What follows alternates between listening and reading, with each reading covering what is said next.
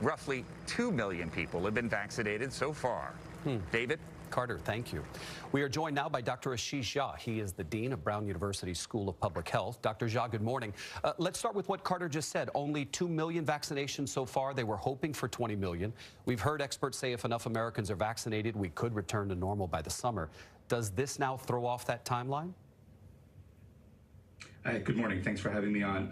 I'm still hopeful about that timeline, but there's no doubt about it that things are going a little bit more slowly than we want. I think we need to really ramp up the vaccination, get the vaccines out to states, but then also get the vaccines from the states into people's arms. It's going more slowly than I think any of us would like. Let's talk about the Oxford University AstraZeneca vaccine. UK media is reporting it could be approved by this week. What do you know about the data regarding that vaccine?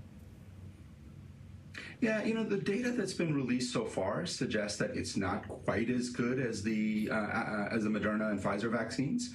Over the weekend, the CEO of AstraZeneca came out and said, we have found a magic formula, and now we figured out how to make it as good.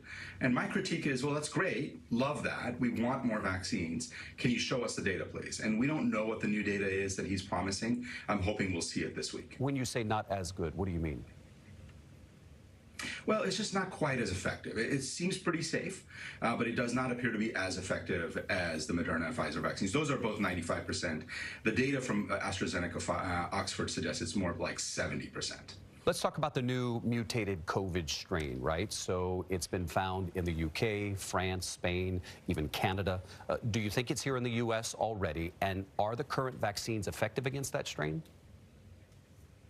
Yeah, two great questions, David. I do think it's probably here. We don't know. We're not monitoring for it in the way that the UK and other countries are. So first thing we have to do is start really looking to see if that variant is here.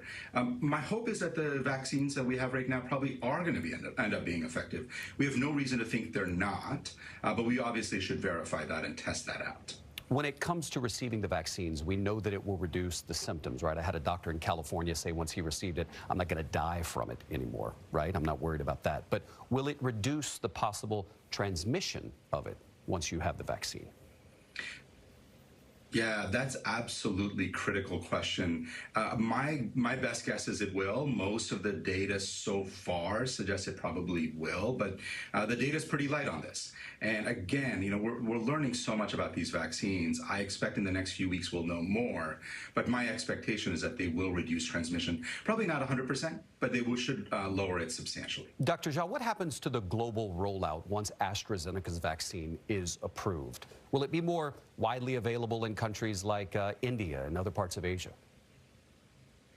Yeah, so AstraZeneca, the reason I've been paying really close attention to AstraZeneca is that's the one that the world is sort of making the bet on. India has made hundreds of millions of doses of this vaccine.